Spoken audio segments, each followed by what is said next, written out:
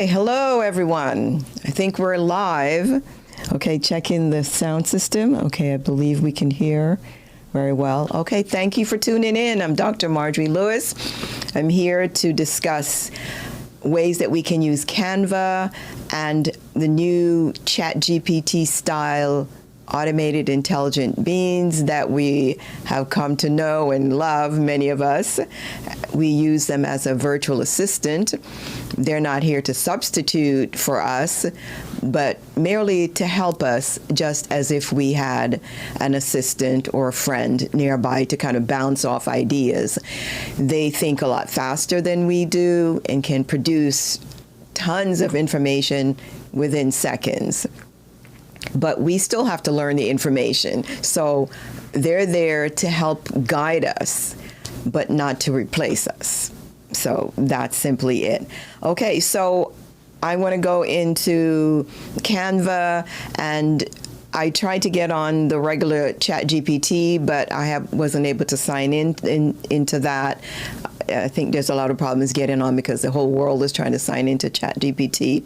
But Canva has an AI, and we're going to make the best of that. And you can certainly go into OpenAI, ChatGPT online and try it out for yourself if you can get on. It's kind of a hit and miss situation. All right, so let's take a look at, before we start, let's take a look at Canva. I'm going to go back to my home page. This is when you sign into Canva. As you know, you can have a free account. Lots of students are welcome to join Canva. If you're a student, you can actually apply for a free account. There's also the Pro account. It's not that expensive, a monthly fee, and then you can get a little bit more of the elements that they provide. But you still, on the free account, you get quite a bit. All right, now, when I sign in, let me see here. This is the front of Canva. It says, what will you design today? And you can start by creating a design. You take a look at the interface. It's very nicely laid out. So this is the name of my academy, Memory Rainbow Academy. So this is your home base, which is where I am right now.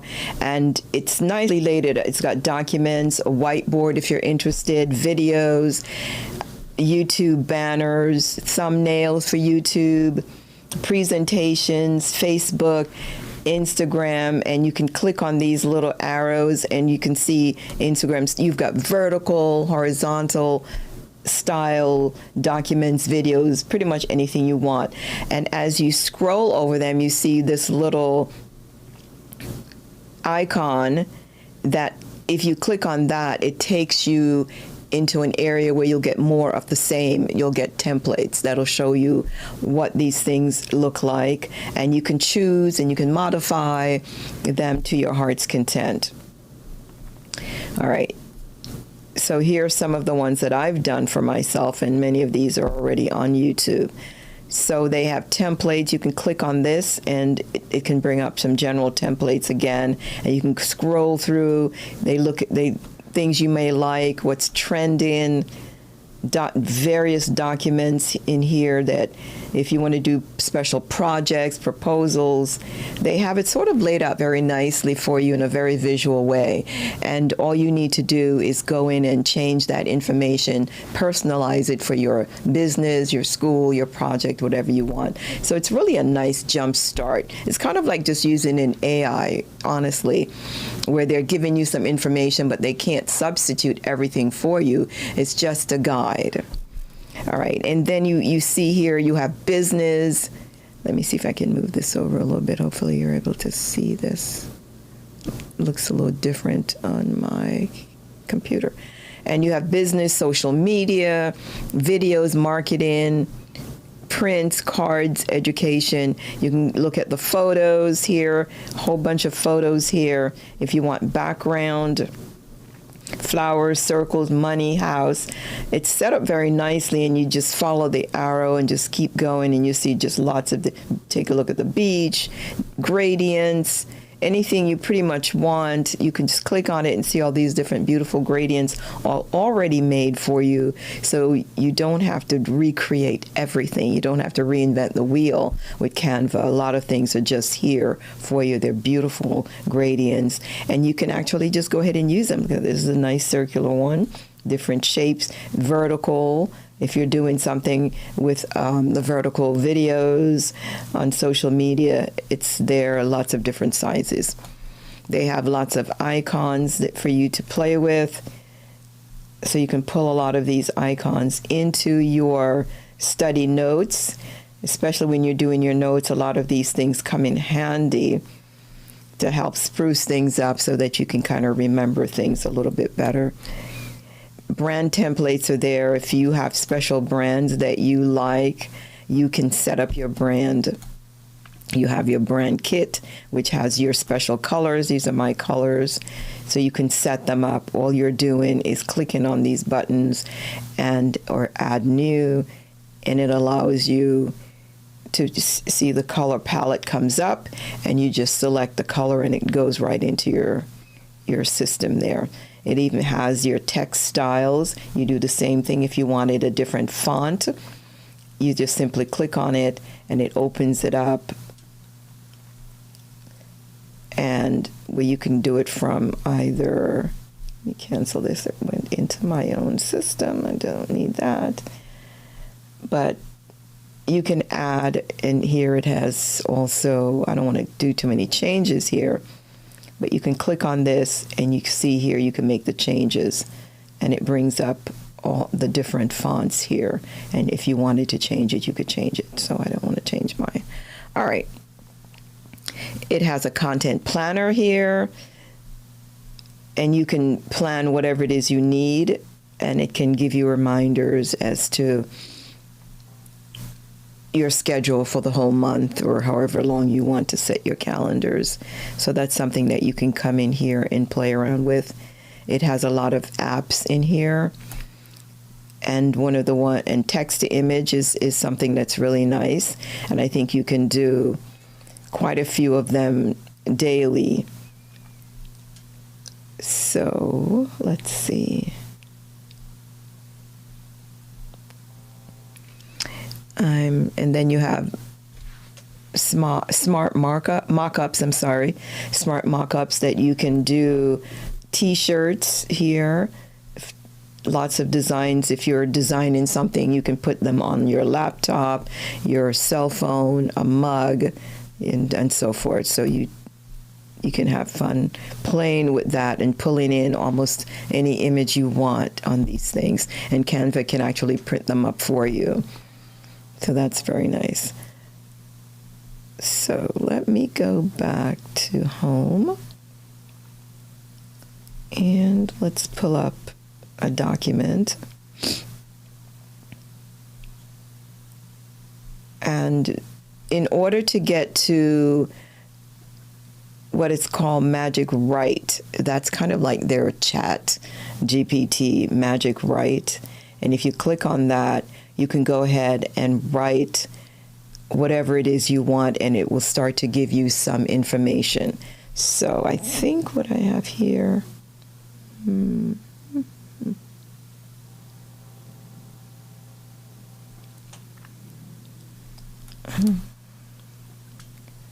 let's see, I thought I had, oh yeah, here it is, okay.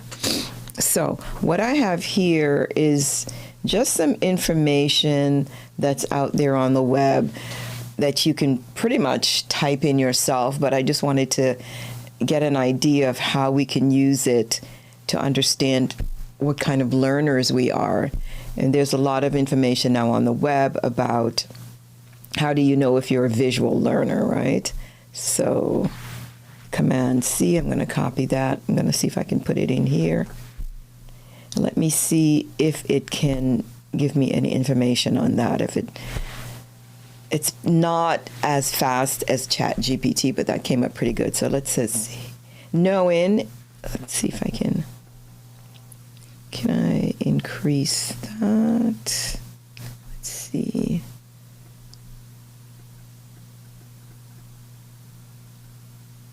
Okay, good. I think you can probably read that better now. So it says, knowing if you're a visual learner can depend on how well you retain information visually. Do you find it easier to remember images, diagrams, and charts? Do you prefer to take notes by drawing or doodling? Do you benefit from watching videos or presentations? If you answered yes to any of these questions, you may be a visual learner. It can also be beneficial to take a learning style test to determine your primary learning style. So that's pretty cool. All right, let me see. Another question. I'm going to ask, what are the three main types of learners? So let's get rid of this one and go and hit this, and I'm just cutting and pasting. It just makes it a little bit faster. And let's see if it has three main types. Let me go ahead and do what I did. I want to increase this to, oh yeah, okay, let's make this about 24. Maybe 32. Yeah, that's good. So you can see that well. All right. So it says there are three main types of learners. We have visual, auditory, and kinesthetic. Okay, so visual learners prefer to learn by seeing the visual aids, like a diagram, a chart, and a video. Then we have the auditory learners. They prefer to learn by listening to lectures or discussions, right? Then we have the kinesthetic learners. They prefer to learn by actively doing something, such as hands-on experiments or role-playing. So that's pretty interesting. So let me go ahead and copy that one. And I think I'll keep that bit of information. All right. Now, let's see who learns fastest. Let's see if it has any opinion. It'll probably tell us.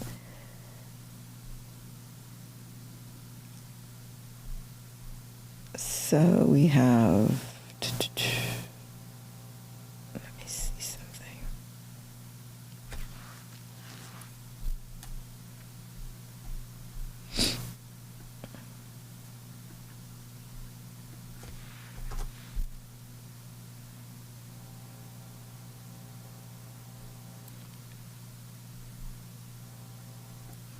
Maybe something a little bit different.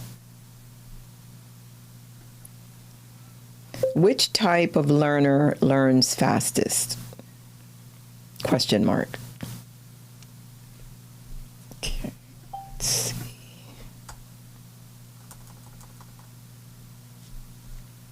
I'm pretty sure it's going to probably just say depends, pretty much. But let's see if it even gives me an answer. Let's see. Let me remove that. So let's go up to 32. Each person is unique, great, and learns differently, but research has shown, oh, interesting, that visual learners typically learn faster. Well, I didn't expect that, than other types of learners. Yes. Yes, that's wonderful, because that's what I'm all about, the memory rainbow, the visuals. So it's nice to see that even the AI appreciates visual learning. Visual learners are those who learn best by seeing the information, such as charts, diagrams, and videos and pictures. Other types of learners include the auditory learners, who learn best by hearing the information, the kinesthetic learners, who learn through physical activities, which is fun. It's nice if you want to get involved. Ultimately, the type of learner who learns fastest will depend on the individual and the type of material they're trying to learn. So yes, so that's really great. Excellent. I love that answer. Very nice. I think I'll keep that. That's cool. Let's just cut that then. Get it out of there. And go down here. I'm going to try to keep some of this information.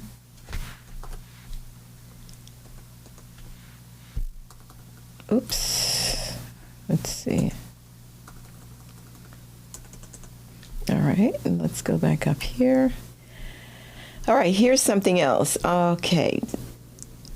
Lots of online conversation about when is the best time to study. Okay, let's see what it is. It better to study at night or sometimes early in the morning? We ran into, okay, is it better to study at night or early in the morning? Let's see, let me try that again.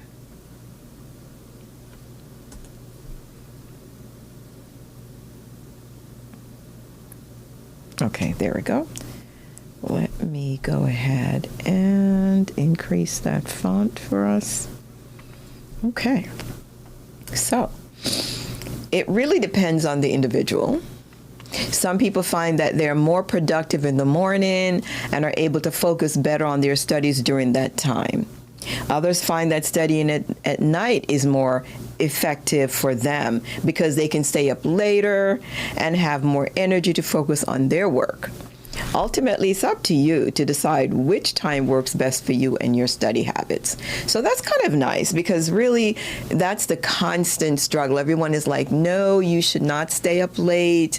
You should go to bed early, wake up early in the morning, get that cup of coffee, and early risers do well. But actually, there are a lot of studies that I have been reading online that kind of surprised me that said that people who actually study at night, the night owls, actually do fairly well, much better, in fact, than those who study early in the morning. For some reason, being up at night, maybe you're wide, if that's your style and you're wide awake and you just keep going, but the only problem is the next day you're going to feel kind of tired and you may end up you have to make sure that you can still get in that 7 to 8 hours of sleep and rise a little bit later.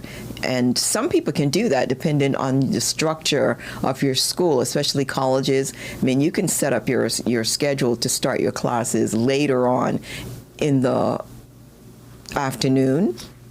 Some people do evening classes. So you don't have to do everything just the way someone else does it.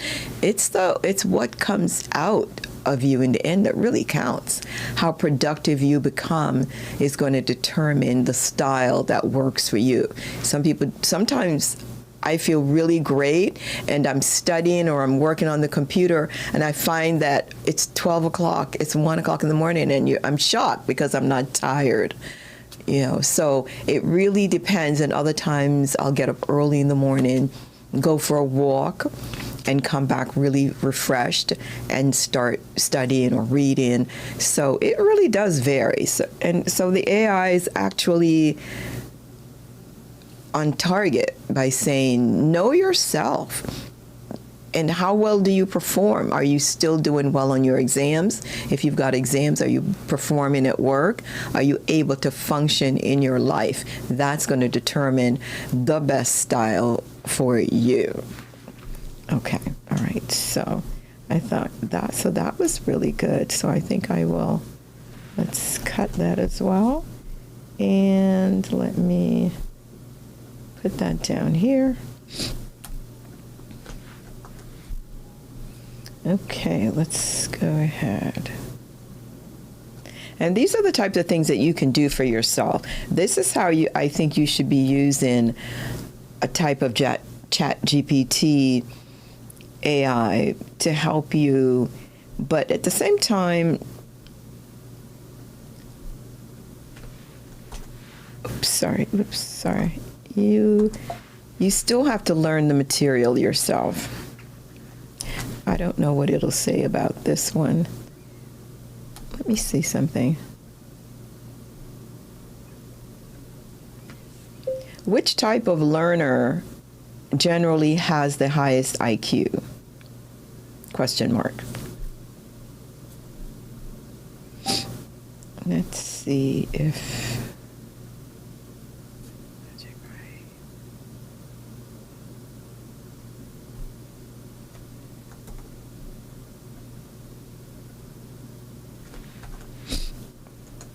Let's see if it has an opinion about IQ.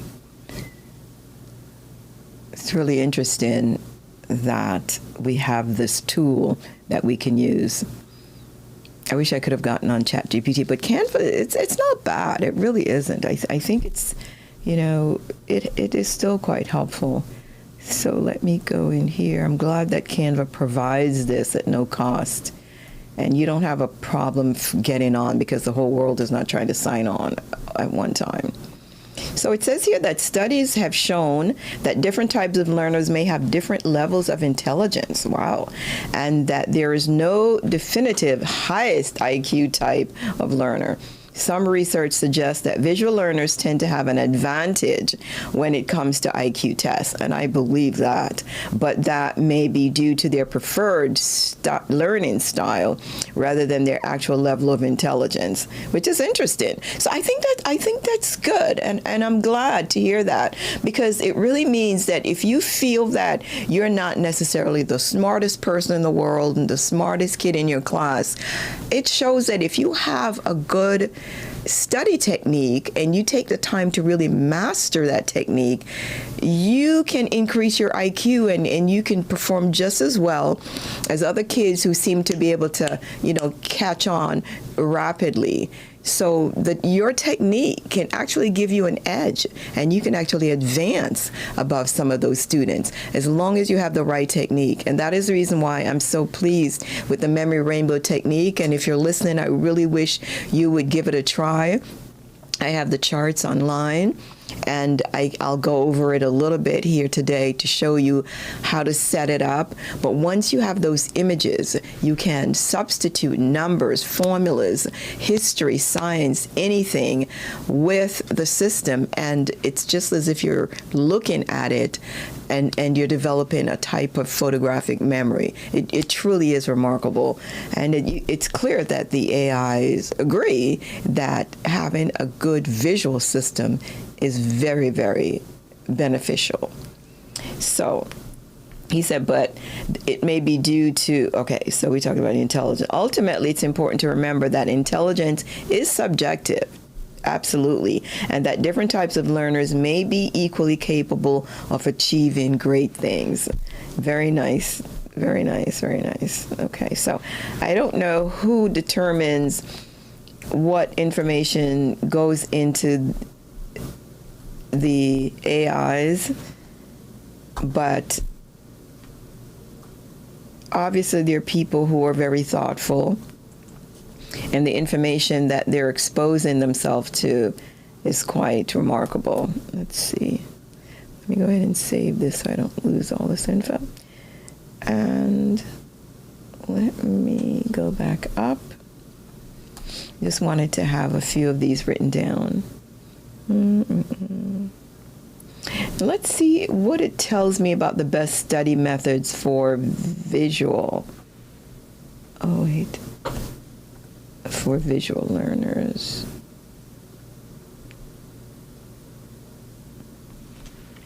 Copy that, and let's go into Magic Write, and let's paste that. Let's see if it gives me an opinion on best study methods.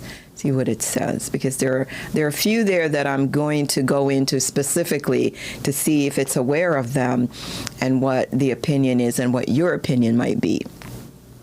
Oh, good. This is cool. Okay, let me see. I'm going to go ahead. And increase the font. Okay, that looks large enough. You should be able to see that. All right.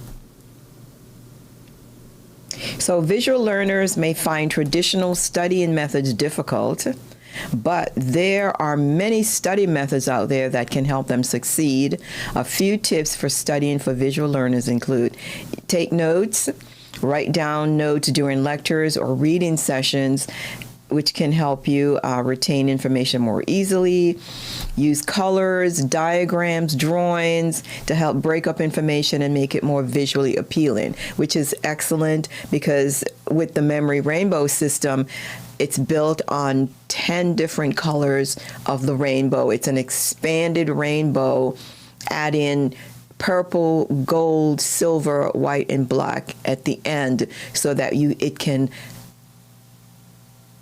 work very nicely with our alphabet and with our base 10 system of numbers. So you can go into 10, 20, 30, 40, 50 and look at things from the color black to the color white and all the other colors in between, and they correlate with letters and numbers. So that's going to be very useful using charts and diagrams. And so I guess I'm a visual learner because that's what I've been doing, but not necessarily defining it until recently when I started taking a look at a lot of this online to see how people are viewing these different systems.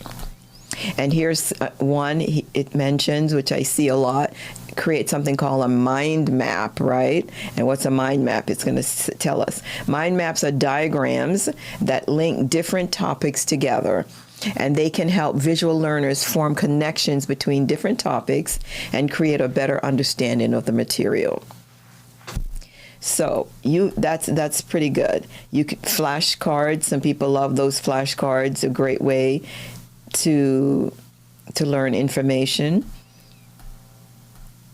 And you can, of course, use study guides. Making study guides can help visual learners organize their notes, create a comprehensive overview of the material. Visual learners can use color coding to help them, which is exactly what the Memory Rainbow is about. It's about color coding things, 10 different colors. It is fantastic. It's a great way to help remember topics. So even the AIs are right on target. And I know that one day the Memory Rainbow system will become a very well-known system, and I'm hoping that people will learn to appreciate it. Right now it's new, nobody knows what it's about, and they're thinking this looks like too much work, but it really isn't. It's not a lot of work, and it's something that will remain with you permanently for the rest of your life. It only gets better, and as you create stories, it will stick in your mind. It's just fantastic. The best way to learn is to create stories about things, link things together with location and colors and diagrams and symbols, and create a story to bind it all together. Your brain loves that. The best person to tell stories in the Bible, for example, was Jesus. He loved to tell stories, and that's what we remember. I mean, people don't remember the long chapters of the Bible where you have all this really in-depth warnings about this and that. What they remember are the simple stories that he tells. Just simple things that some of the other authors write about. A little boy with some fish and some bread, and then all of a sudden it can feed thousands of people. These little things, the lepers, the stories are so vital to, and those are the things you remember forever. You just don't forget them because they're so visual. So yeah, this is the way to do it. Use visual aids, diagrams, videos. I love that. That's basically how I learn. I learn from watching videos on YouTube. It's amazing. It's up to you what you look at. You don't have to go on YouTube to look at dogs and cats dancing around all day long or people doing all kinds of dances. No, there's lots of serious information that can educate you. Okay, so my camera is switching off again. The camera will switch off every, 15, 20 minutes. It's just a part of the system, of this Canon system, and there's nothing I can do about it. So, but it comes back on. Thank goodness I don't have to get up to set it as I used to do because I've added this magic lantern system in there that takes over the camera and allows it to switch back on, so it doesn't stay off constantly. So that's really great. So you use visual aids, as we said here, to help you break up the information. And by using these methods, visual learners can make studying more effective and enjoyable. And that's the key. Enjoy it. You should enjoy studying. That's absolutely vital. So yeah, this is a nice one. So I'm definitely going to copy that one. I'll just cut it out of there because I'm going to move on. And it's really nice that if you can't afford, because I think ChatGPT now may be charging, actually. They have, and not everyone has $20 or $30 or $50 a month, whatever it's going to be. I'm not even sure. So to have something like this in Canva that's free, I think it's really amazing. It can really help you. So here we go. Mm-hmm. And these are some recommendations for how you should proceed before an exam or to prepare yourself. Obviously, you want to get a good night's sleep. There really is very little substitute. If your exam is in the morning, don't stay up all night. Just don't even think about it. You are going to crash and burn, no matter how good you feel at 1 o'clock. If that test is at 8 a.m., you need to go to bed, okay? You just need to just forget it. If you haven't learned that information, staying up all night and cramming is just not, just to get maybe one thing right and then everything else wrong is not worth it. So go to sleep. Your environment is very important. You want to be, when you're studying, get into a place where if you could be, maybe you're a quiet learner. Some people are quiet learners and some people need to study in a group. Everybody's different, or you may want to switch it up sometimes.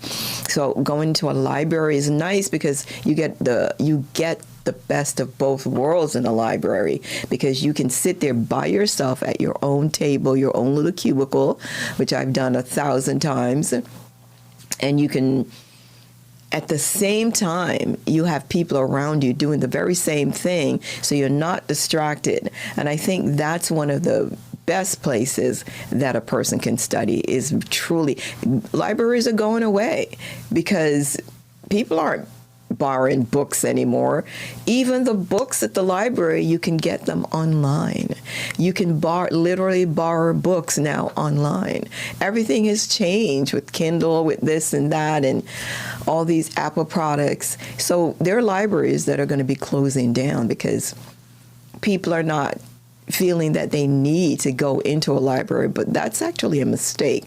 I think maybe you can transform the library a little bit and bring in more computers, and even if you want to get rid of the actual books, which many of us still love the feel of a good book, but it can become a lounge, and you can still have your cubicles, you can still have your group rooms where you still assemble, because people still need people, and that affirmation that other people are doing the same thing with you works. I know what they're doing online now is people are actually studying together. I might actually try that one day, to do a live stream, as I've come to enjoy and love live streams. I never thought I would enjoy live streaming. And I don't even know if anyone's listening. I should probably check to see if there's anyone. Let me just double check real quick. Yeah, I don't see anybody.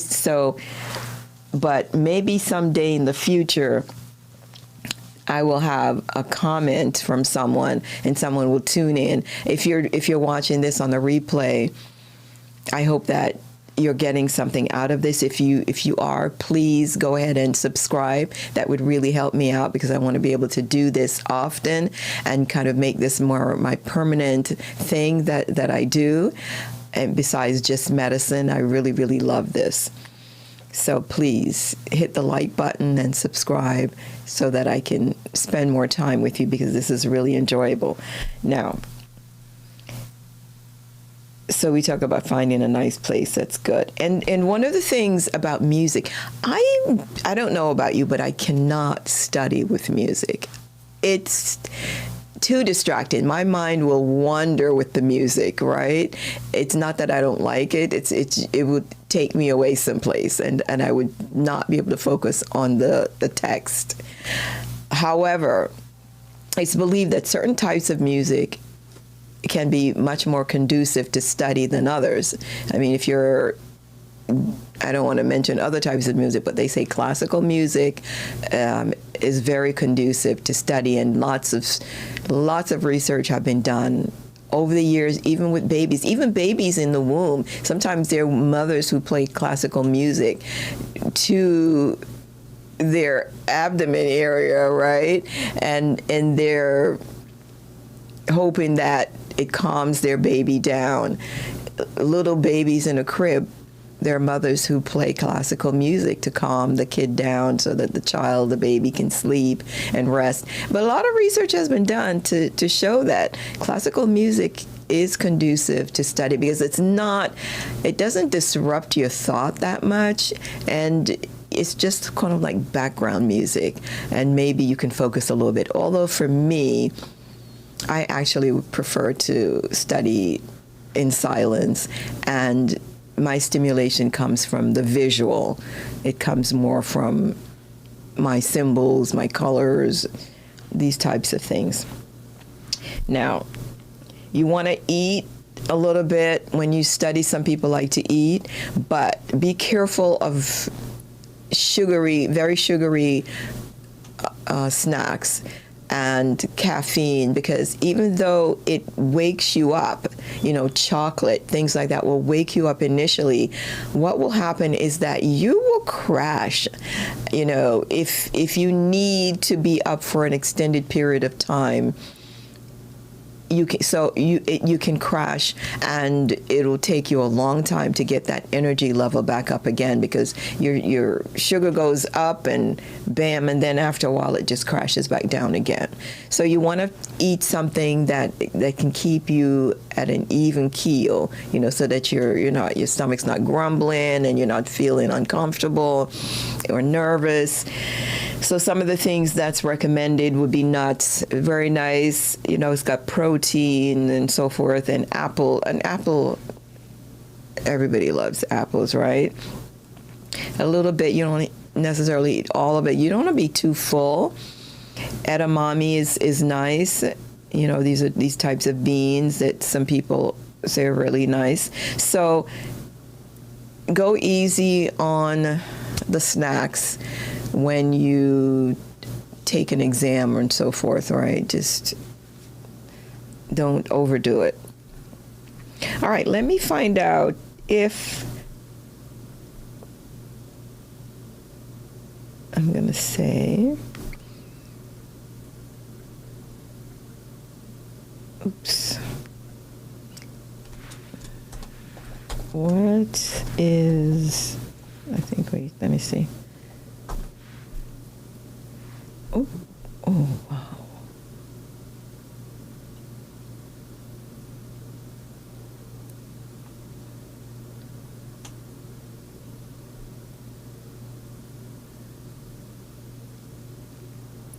Oh, okay, I think this was here before, right?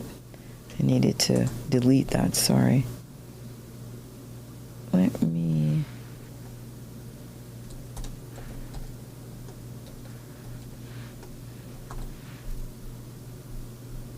Oh, is that the same thing? Oh, no. It didn't. Maybe I didn't copy it. Hold on, let's go. Let's try that again. Ooh. I was wondering what was happening. Let me just make sure I get it. Okay.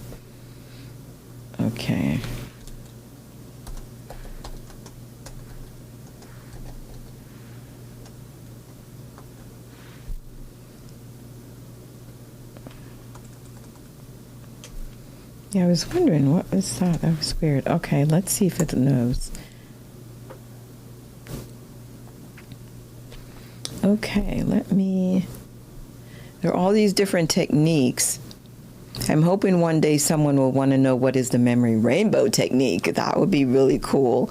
Someday someone will say this is a great technique. I'm hoping that I can find just a few, just like the Army is looking for a few good men, the memory rainbow is looking for a few people who gives it a try and gives a positive feedback, because I'm telling you, it really works. If it didn't, I wouldn't be sitting here trying to convince you to give it a try. I know people are saying, what in the world is a memory rainbow technique? I have gone through so many different I'm a physician, so study has been my life. And when I tell you that this system really works, it really, really works. I have completed the system. Before I was playing around with it, but now I have it down packed. And I think with all the work I put into it, I would love to see some students, especially those who consider themselves poor students who've been struggling and need a little bit extra help. I would love to see them give this a try, because to me, it's phenomenal. Right? And the AI, I asked the AI what they thought about it as I tried to put some of the information in. And they said it was revolutionary, and they thought it was a great idea for visual learners, right? So if the AIs think it's a good thing, then it's a good thing. So hopefully, if you're watching this on the replay, because no one is, of course, tuning in. Nobody wants to hear about the memory rainbow right now. But one day, I predict that will change. Okay. So anyway, the Feynman technique. I hope I'm pronouncing this correctly. It's a learning strategy developed by a Nobel Prize physicist. Okay, Richard Feynman. It is a 4-step process that involves breaking down complex topics into simpler elements, right? Teaching to somebody else. Absolutely a phenomenal thing to do. And that's why I'm doing this. The more I teach you, the more I'm learning my own system, because I'm coming up against things that I'll say, oh, wait a minute. As I'm explaining it to you, maybe I need to clarify it. And maybe I'll come up with better ways of explaining it, and I'm going to learn it more. The more I teach, the more I learn. So it's the same thing. So I always did that in school, though. I always loved to teach, and many of my own classmates would come to me and say, could you explain this to me, Marjorie? You seem like you understand, because I love learning. And I always enjoyed. I never thought that, oh, I'm going to teach you something and you're going to get a better grade than me. It never once crossed my mind. I always felt like the more I explained to people, the better I learned the topic. And it always helped me on the exam. So I think that's actually a fabulous way of doing this. So this system does make sense. Then it says you're refining the explanation to fill in gaps. It's a great tool for learning and understanding difficult concepts quickly and thoroughly. Very good. Yeah, and that does make sense. That absolutely makes sense. So let me go ahead and I guess I'll just copy the whole thing. I'll just cut it so it's out of the way. And just putting everything down at the bottom just so I have it for later reference. I don't have to do it again. Okay. And let me go back up here. Here's another system that's interesting. This one is, let's copy that. Here. What is let's see if it'll tape this.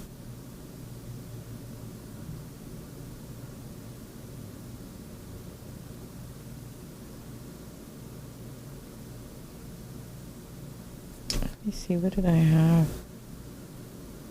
Oh, I just wanted just one. Let's see what it says here. All right. I hope you're getting some value from this. I hope you're as excited as I am about learning. I love learning new things. So I hope that you're enjoying this. If you have some questions or some ideas and you'd like me to go over them, I'll be happy to do that. So here's what he says. I don't know if I'm going to pronounce it. The Littner system is a method of efficient learning that uses flashcards. Now, I've been through my flashcard days. Oh, the flashcards. And space repetition. Now, that's something kind of, I did not use space repetition when I was in college. It wasn't as big a deal as it is now. It's all over the internet. So it's kind of interesting, and maybe we sort of do it, but we don't really think about that's what we're doing. We just kind of put things out of our mind and then go back to it again. Maybe I was doing it and didn't even know it, but this system wants you to very specifically pick a date, put it on the calendar, review something on that day, and then wait maybe 2 days before you review it again. And then 2 more days until you get it all down. And then you can pick every 3 days, and then maybe 5 days, or every 6 days, until you don't need to look at it maybe once a week or once every 2 weeks. So it's a system where you can kind of gradually get your brain to absorb this information and not overwhelm yourself. And it's good because it gives your brain a chance to lay the information down and let it find a place. But you need to put it in a place, and that's the key. You don't want to just kind of willy-nilly read a book. If you're a student just sitting down under a tree and just reading the textbook, you have to do active studying. Because there are people who always said, I read this whole chapter and I don't know why I didn't do that well. That's not the way you do it. You can't just sit down and read a chapter of scientific, historical, mathematical information. Your brain will not. It'll take in that information, but it's going to store it not where you want it to be. It'll store it wherever it wants it to be. Unfortunately, that's how the brain works. Right? It's not that it hasn't stored the information. It just didn't put it where you can find it. It put it where it can find it, way back in the archive. So you have to do active reading. All right. Now, so it was first developed by German science professor Sebastian Littner in the 70s. Oh, that's not that long ago, really, when you think about it. And it's based on the principle that when learning a new concept, increased exposure leads to increased retention, of course, naturally. With this system, flashcards are organized into boxes that are sorted by levels of difficulty. All right. After each study session, difficult cards are moved to a higher box and easier cards are moved to the lower box. Okay. This ensures that users are continuously reviewing material that they have not yet mastered. That makes good sense, while allowing them to focus their attention on the material that is most difficult. It makes sense. I mean, it absolutely makes sense. We all sort of do that anyway. I don't know that we needed someone to tell us it's a specific system. But if you're going to make a bunch of note cards, I mean, you certainly don't want to waste time reviewing the ones that you already know, because it makes you feel good. Like, oh, yeah, I know that. I'll just, I would definitely put a batch that you have conquered in one pile, and of course the ones you haven't conquered needs to be in this pile, and that's the one that you need to review the most. And then once you've conquered it, then you move it over here. Or you may have some in between ones where there's some part of it and you haven't quite mastered. You may have 2 or 3 different piles, but you hope that as time goes on, the I know it all pile can be the biggest pile, and you can use space repetition on that pile and really wait for another week or several days before having to touch it again, right? And you don't want to wait too long, especially if you have exams coming up, and then you just flip through it. And if you have a system like the Memory Rainbow, the symbol, you can just use your symbols to help you review. So that, I think, is absolutely amazing. All right, let me go ahead and going to paste that.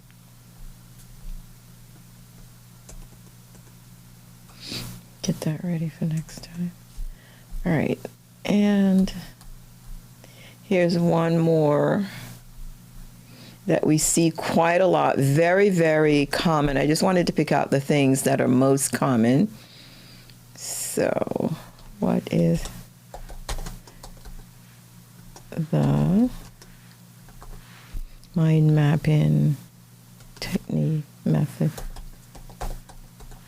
Let's just keep it simple. Let's see if it can give me some help with that. Yeah, there's a lot of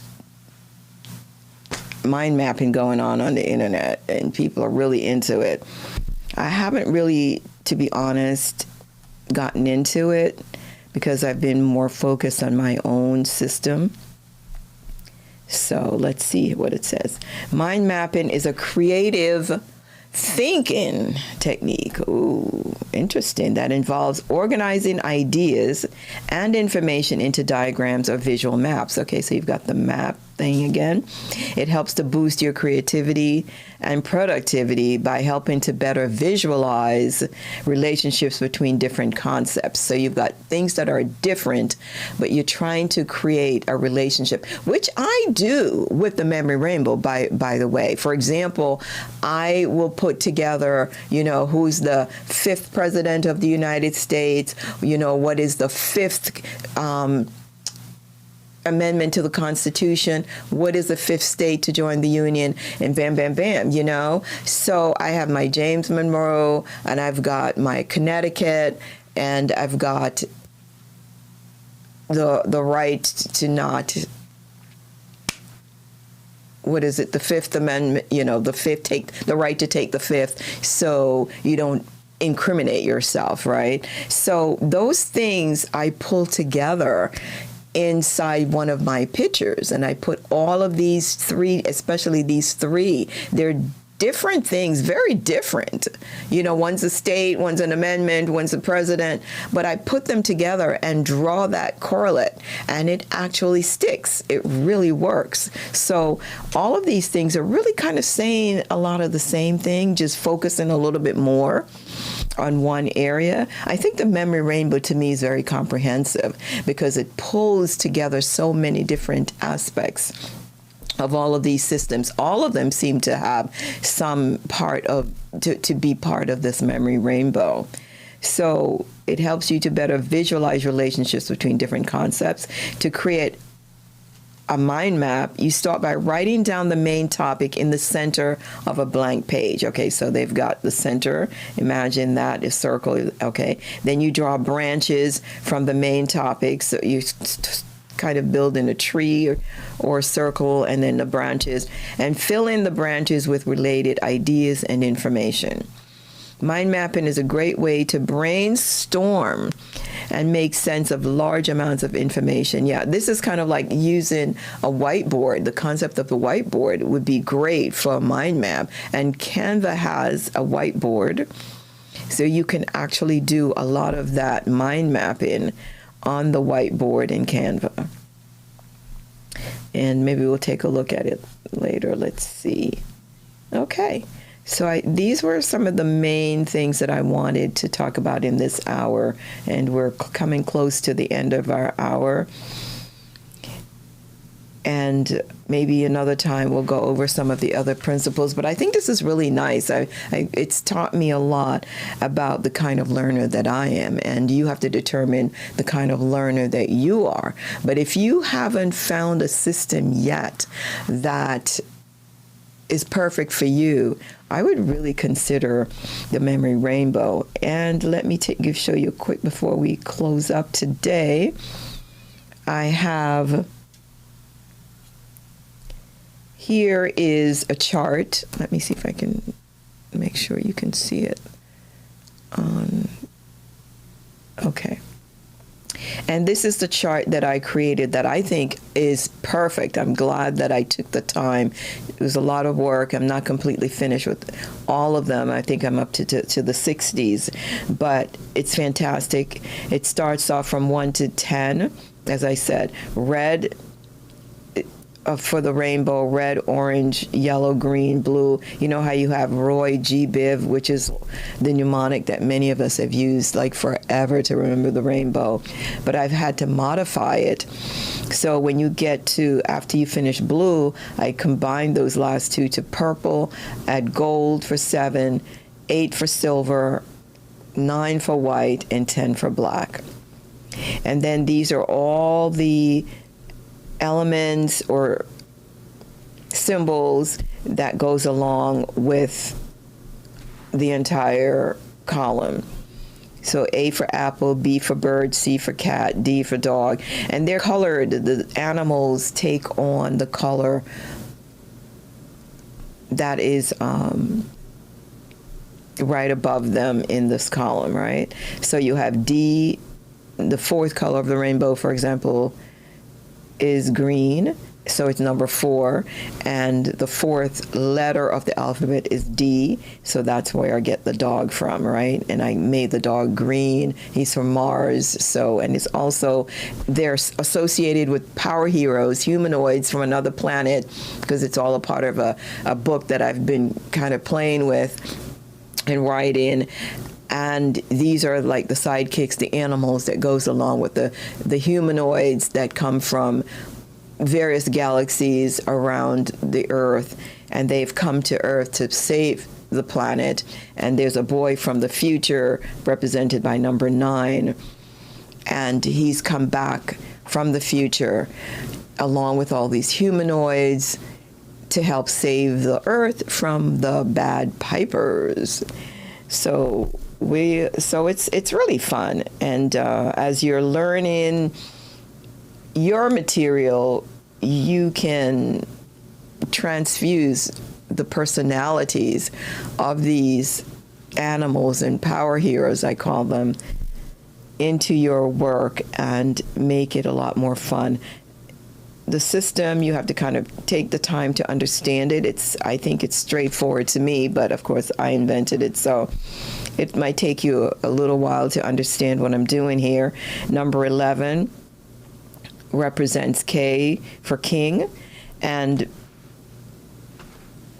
when you get to double digits, you have to look at the very last digit to determine the dominance of the color. It's always the last digit that determines, all the way up to 1,000, what the color is. So number 2 still ends in 12, ends in 2, so it's consistent with the orange color, and it's the 12th letter of the alphabet, and the lion becomes the symbol, right?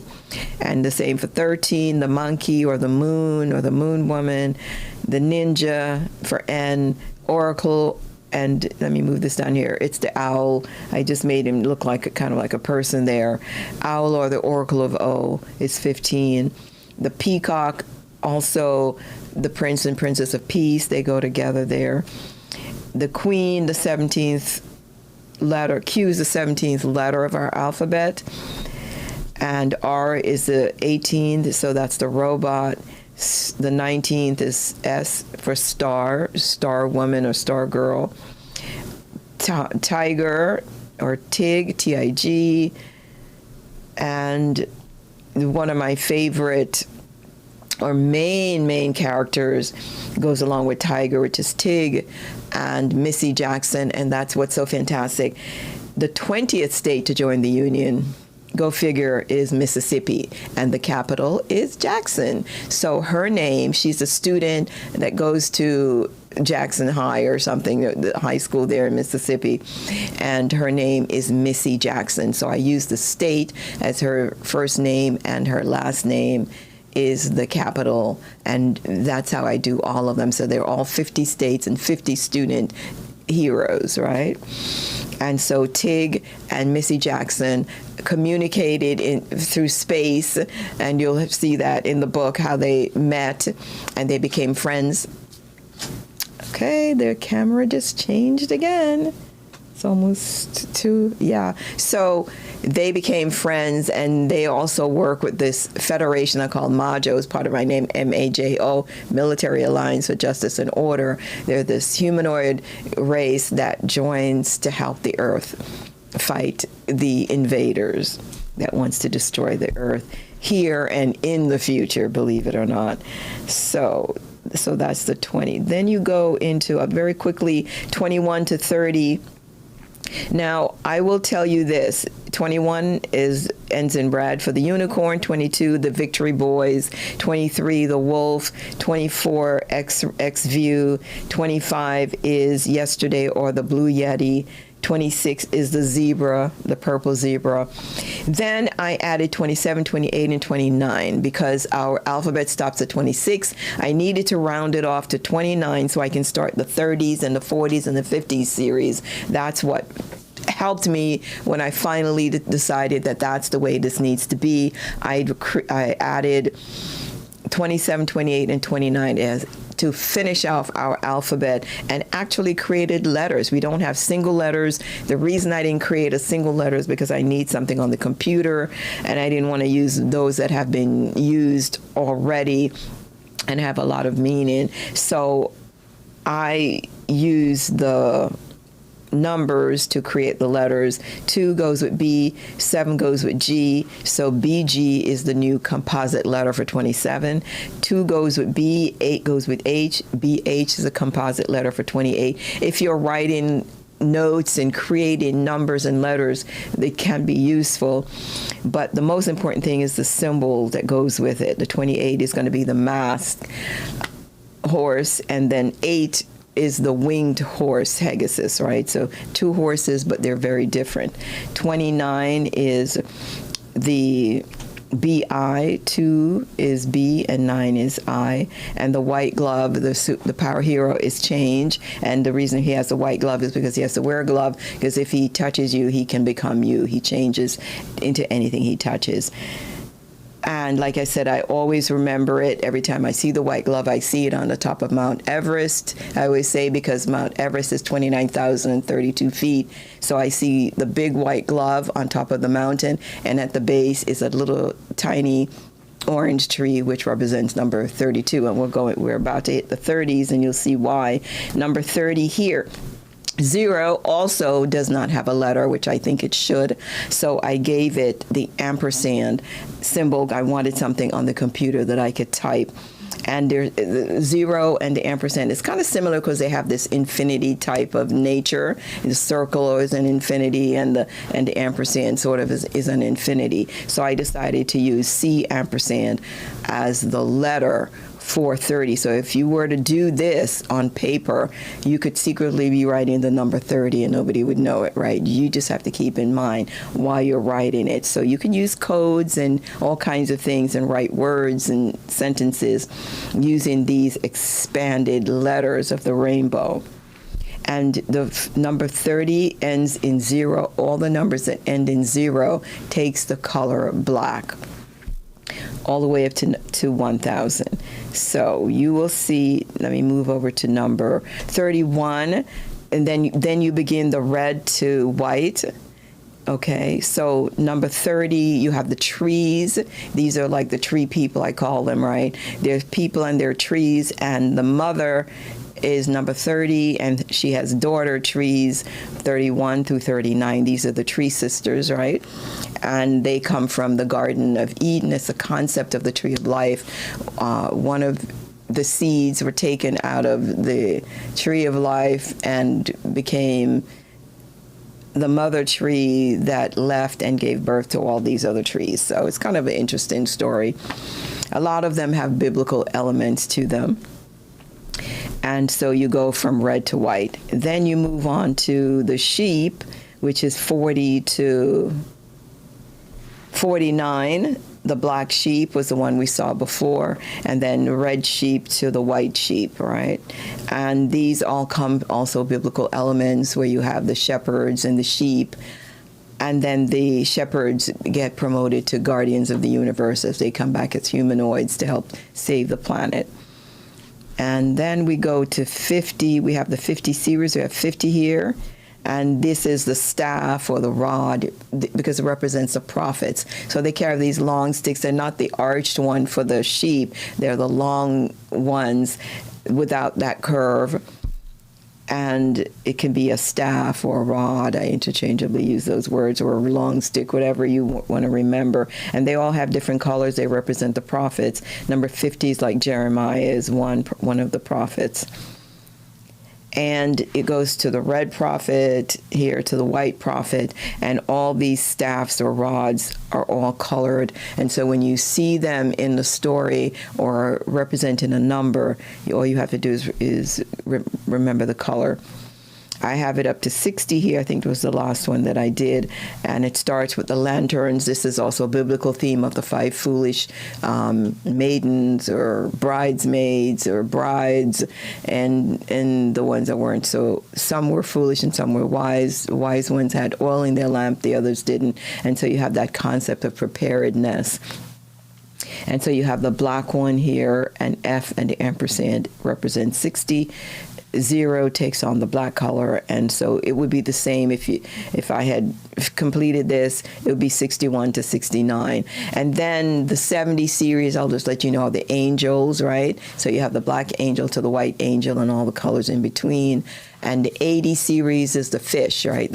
So you have the black fish all the way to the white fish.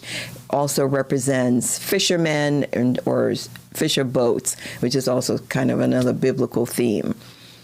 And then you have 90. I use ice for the 90 series, and you have black ice all the way to white ice.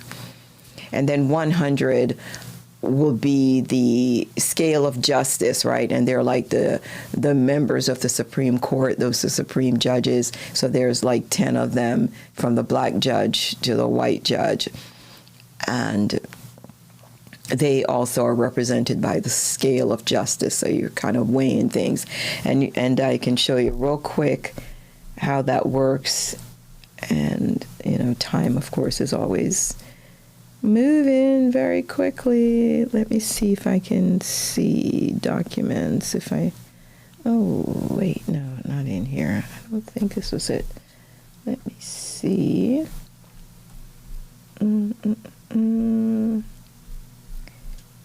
I remember if I put it in here, charts. Yeah, let's try to open this with QuickTime Player. Let's see if I can move it over. Okay, so if you were for example, if you wanted to multiply by the 9 times table, which I always say is one of the toughest of the multiplication tables, and you have 9 times 1, I would have them keep them in order, and you have this horizontal order, and you have 1 representing the apple, 9 representing the white ibis, and you would have to know that the number 9 is represented by the white ibis. That's a particular kind of like Florida bird. All right, and so that's an easy one. But it will get harder as I move forward. Let me see if I can just inch it.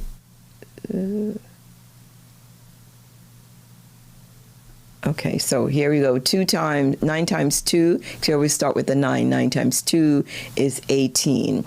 So you're going to envision the 2 is your orange bird and 18 is your robot. Okay, those are the numbers. And so all you need is to keep the symbol in mind, and that's 2 times 9 times 2. And so you just have a bird sitting on the arm of a robot, and you're done. Very, very simple stuff. So all you need to do is to practice it.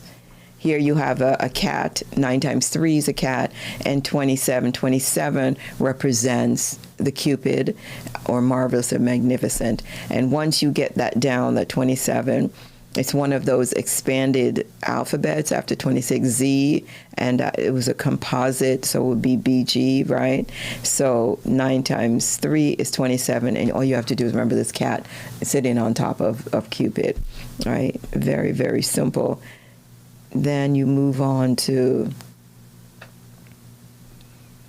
9 times 4, and 4 represents a green dog. Remember that from Mars. And the tree people, it ends in 6, so it's the color purple, and it's the purple tree. So you imagine a dog on top of a purple tree. It's a weird thing to see, but that's what your brain likes. It wants the purple tree, and it wants the green dog. And that is 9 times 4 is 36. And it may seem silly at first, but as you move along, you're going to appreciate when the numbers get more difficult. And you're going to be like, what's 9 times 5? That might be an easy one, 45. You've got your blue elephant becoming the blue sheep. And this is nice because both of them are blue. So you've got the blue elephant holding the blue sheep. So that's all you have to imagine in your mind. And 9 times 5 is going to be 45. Blue elephant, blue sheep. So it makes it very easy, and it will stick in your mind. All you have to do is use your spaced repetition, take a look at these symbols, draw them for yourself, compose them, use mine. I think I have this online also. 9 times 6 is 54. You've got 6 is your Firefox, right? Because 6 is goes along with letter F and color purple, and it is 54. Remember, the end number is what counts, so it's green. And remember, the 50 series you'll learn is about the prophets and their long stick or their rod or their staff. And so I imagine this Firefox holding this green stick in his mouth, looking at you like, what? So you can have him do whatever you want, and it's a green stick. And that's all you need to remember for 9 times 6. And then 7, 9 times 7 is 63. The giraffe, the golden giraffe, is 7. And 63, the 60 series, all of them from 60, the black lamp or lantern, to the white one, they're all lanterns. So it's very easy to remember. You don't have to remember 60 different individual things. And he's got this yellow lantern in his mouth, and so that's an image for you to always remember that 9 times 7 is 63. Or focus on the image and then work backwards. That's how I do it. And I say, okay, he's got a lantern. I know that's the lamp series. It was yellow, so that's got to be 63. And what's holding it? A giraffe. So that's 7. So it's got to be 9 times 7. That's 63. And that's how you do it. And you move on very quickly to 8. And here, this is an interesting one because 9 times 8 is 72. Remember, I mentioned the 70s is all angels. Orange ends in 2. So this is the orange angel getting a ride on the top of Pegasus, number 8, which is the winged horse. So you've got a double wing situation. You've got the winged horse and the winged angel. I think of the angel as having a little lazy day and decides that instead of flying off on its own, it's supposed to kind of relax on top of the winged horse and let the horse do all the work. All right, it's just kind of like chilling out. And then you go to number 9. Let's see here. Move on. Oops. And 9 times 9 is 81. But if you didn't know that, I love this image. You've got the white ibis. Remember, 9 represents those white birds. They're beautiful flocks of them will lay on the yard where we live.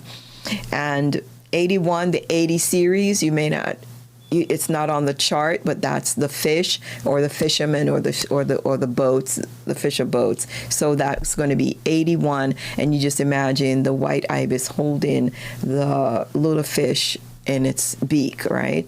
So that's 9 times 9 is 81, and we're going to move on quickly here. 9 times 10 is 90. 10 is the jaguar. It's the 10th letter. And these are going to be easy to remember because they're part of the first 26 letters of our alphabet. And we have 90 series, I think I mentioned, is ice. So you've got black ice all the way to white ice. So I imagine this black jaguar skating on white ice. So this should actually have been, oh no, this is okay. So he is skating on black ice. I'm sorry, not white ice, but black ice, because this is 90, and 0 represents black. It always takes the color black. So the black jaguar is skating on black ice. Okay.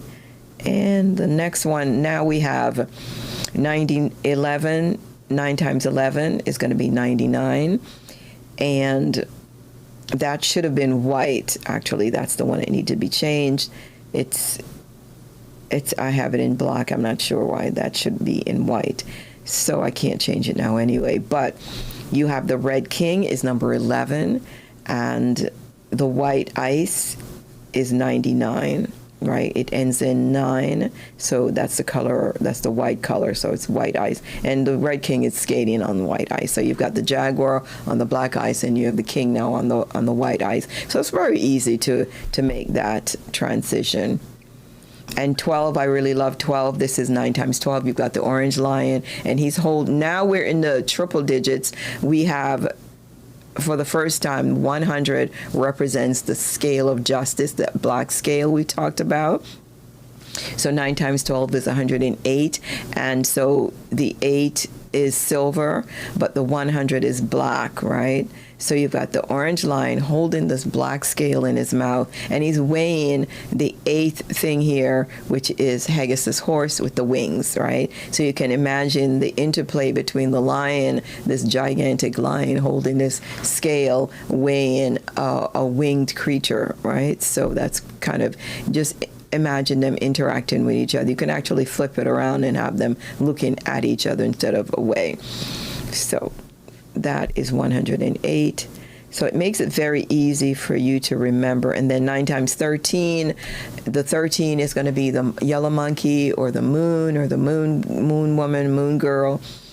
And 117, the 17 at the end is the golden queen. So you've got the yellow monkey holding on to this black scale, 100. So it's like 117 is how we would say it. So this is the black scale right here, and this is the golden queen, the bust of the golden queen. The monkey is holding on to the scale and weighing the bust of the golden queen. So for 9 times 13, it's 117. That would be the answer.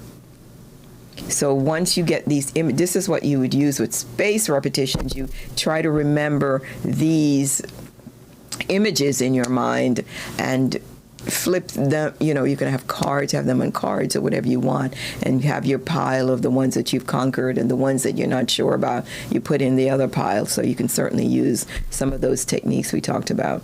So 9 times 14 is 126. So this is 14 is the ninja, and she's holding on to the scale, and she is weighing the purple zebra on that scale. So that's an image. So those images, you've got the green ninja scale and the zebra.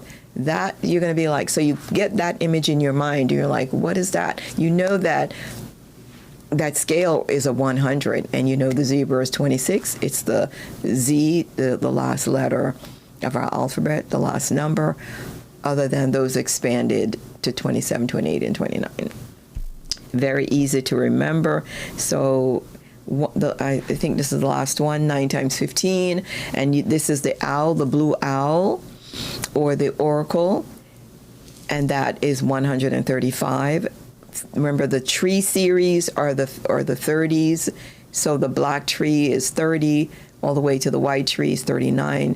35 is the blue tree. And so this, you have a nice thing here. So you have a blue owl and a blue tree being weighed. And the 100 will always be that scale, right? And they represent the justices of the Supreme Court. So 9 times 15 is 135. Normally, I would not know it, and I think most of you are not mathematicians. There'll be maybe 1% of you that might hear about this that will think this is silly because you're a mathematician and you know what. I'm pretty sure that the average person out there does not know what 9 times 15 is off the bat without making a little calculation. This, you don't even have to think about it. You just have the image in your mind. And, 9 times 13, you've got your monkey holding on to the scale, and you've got the golden queen, 117. See, it just sticks in my mind. I'm like, that's it. You've got the ninja girl, and you've got the zebra being weighed, 126. So that's how I'm able to remember it. I don't even have to think about it. 9 times 9, 81. I keep seeing this white ibis holding this poor red fish in her beak. It's the red fish is 81. The white ibis is 9. 9 times 9, it's got to be 81. It can't be anything else. It's a way to cross-check yourself, and that's what I love about the Memory Rainbow. I think it's a system, once people learn about it, they will flock to it because it really, truly does work, and it has really improved my memory tremendously. And I'm feeling so much better now that I've really finished the system.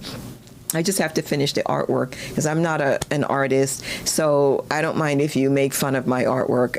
I'm just learning little bits and pieces here from YouTube and from the real artists and people who do the Adobe, Illustrator, and so forth. And Canva has helped quite a bit.